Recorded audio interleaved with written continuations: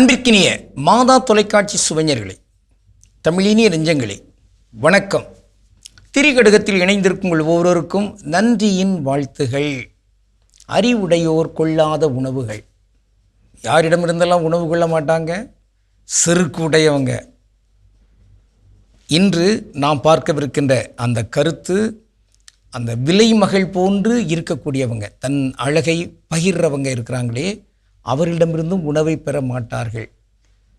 அந்த செய்யுளை இன்று நாம் பார்ப்போம். 25ஆம் செய்யுள். செருக்கினால் வாழும் சிறியவனும் பைத்து அகன்ற அல்குல் விலை பகரும் ஆய்தொடியும் நல்லவர்க்கு வைத்த அறப்புறம் கொன்றானும் இம்மூவர் கைத்துண்ணார் கற்றறிந்தார். திரிகடுகம் 25. அல்குல் என்றால் பெண்களின் இடுப்பு பகுதி. அந்த இடுப்பு பகுதியை விலைக்கு விற்கின்ற தன்மை உடைய ஒரு விலைமகள். அப்படிப்பட்ட அந்த விலைமகள் தருகிற அந்த உணவை அறிவுடையோர் உண்ண மாட்டார்கள். என்ன காரணம்? அது முறையல்ல, அது உழைப்பினால் வந்த உணவல்ல, அல்லது வேறு வகையான நன்மைத்தனத்தினால் வந்த உணவல்ல, அது தகாத செயல்களினால் வந்த உணவு. இதை போன்றுதான் வீடுகளில் இருக்கின்ற பிள்ளைகள் எண்ண வேண்டும். தன் தந்தை லஞ்சம் வாங்கி, கையூட்டு வாங்கி, அதன் மூலமாக தான் நம்மை வளர்க்கிறார் என்னால் அந்த உணவை கூட உண்ணக்கூடாது. அல்லது வேறு வகையில் தகாத செயல்களெல்லாம் செய்கின்ற கொடியவர்களாகத்தான் தன்னுடைய வீடுகளில் இருக்கிறார் என்றால் அவர்களுடைய அந்த ரூபாயை கொண்டு இங்கு நாம் மகிழ்வான ஒரு வாழ்வை வாழ்வதற்கு முயலக்கூடாது. அறம் செய்ய விரும்புகிறவர்கள் இதில் தெளிவாக இருப்பார்கள். அந்த வகையில் இவையெல்லாமே தகாத செயல்கள், கயமை செயல்கள். அவை தகர்க்கப்பட வேண்டும், தவிர்க்கப்பட வேண்டும். நேர்மையாளர்கள் இதில் கூர்ந்து கவனத்தை செலுத்தியாக வேண்டும். என்று தனியும் எங்கள் சுதந்திர தாகம், என்று மடியும் இந்த அடிமை மோகம் என்று நாம் கேட்டறிந்திருக்கிறோமே. பாரதி முழங்குகிறாரே, அடிமை மோகங்கள் பல தளங்களில் இன்னும் தொடர்கின்றது. அது மாற்றியமைக்கப்பட வேண்டும். அந்த வகையில்தான் இந்த ஒப்போலை விற்பனையும் கூட இந்த விலைமகள் தன்னை விற்கின்ற, தன் அல்குலை, தன் அகன்ற அந்த இடுப்பு பகுதியை விற்கின்ற அந்த தன்மைக்கு ஒத்தது, சமமானது. ஆக இங்கு நாணம் மேலிட வேண்டும். நாம் உண்கிற உணவு அது நேர்மையான உழைப்பில் எழுகின்ற உணவா என்பதை எல்லாரும் தான் பார்க்க வேண்டும்.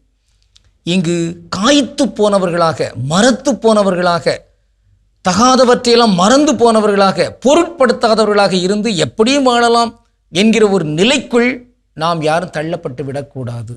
அப்படிப்பட்ட அந்த நிலையில் இருக்கிறவர்களிடமிருந்து உணவை கூட கேட்டு வாங்கக்கூடாது. அது தேவையில்லை. அப்படி வாங்குகிறோம் என்றால் நாமும் அவர்கள் செய்கிற அந்த தீமைத்தன்மையில், கைமைத்தன்மையில் பங்கேற்கிறோம் என்கின்ற ஒரு பொருளும் அதில் பொதிந்து நிற்கிறது. இன்று நாம் பார்க்கின்ற ஒரு சொல் கணிகை. அது என்ன? அது தமிழ் சொல்லுதான்.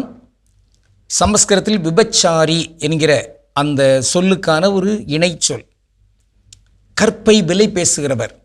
அது அந்த ஒரு பாட்டு வந்துச்சு பார்த்தீங்களா? கற்பாம் மானமாம் கண்ணகியாம் சீதையாம் கடை தெருவில் விற்குதடா ஐயோ பாவம், காசு இருந்தால் வாங்கலாம் ஐயோ பாவம்.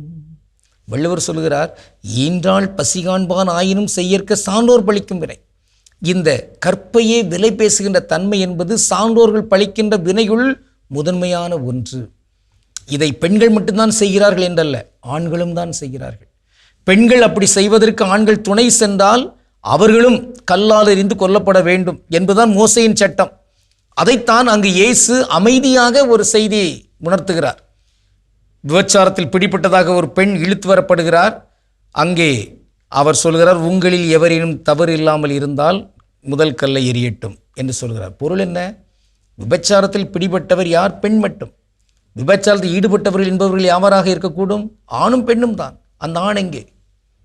அந்த ஆணையும் இழுத்து வா. இதான் இயேசுனுடைய அந்த சமத்துவ பார்வை. எனவே இங்கு யாரோ ஒருவர் மாட்டிக்கொண்டார், எனவே அவர் பிழை செய்கிறவர் என்றோ, அவர் மாட்டிக்கொள்வதற்கு காரணமாக இருக்கிறவர்கள் பாதுகாப்பாக தப்பித்துக் கொண்டார்கள் எனவே அவர் தவறு செய்யவில்லை என்றோ இங்கு சொல்லிவிட முடியாது. இப்படி தப்பு செய்கிறவர்களும் தப்பு செய்வர்களுக்கு காரணமாக இருக்கிறவர்களும் இருக்கிறார்களே அவர்களிடமிருந்து உணவை பெற்றுக்கொள்வதை அறிவுடையார் சான்றோர் ஏற்றுக்கொள்ள மாட்டார்கள். இந்த செய்தியை உள்ளத்தில் பதித்துக் கொள்வோம். கடவுளுக்கு திருவிழமானால் மீண்டும் நாளை திரிகடுகத்தில் இணைந்து மகிழ்வோம். நன்றி, வணக்கம்.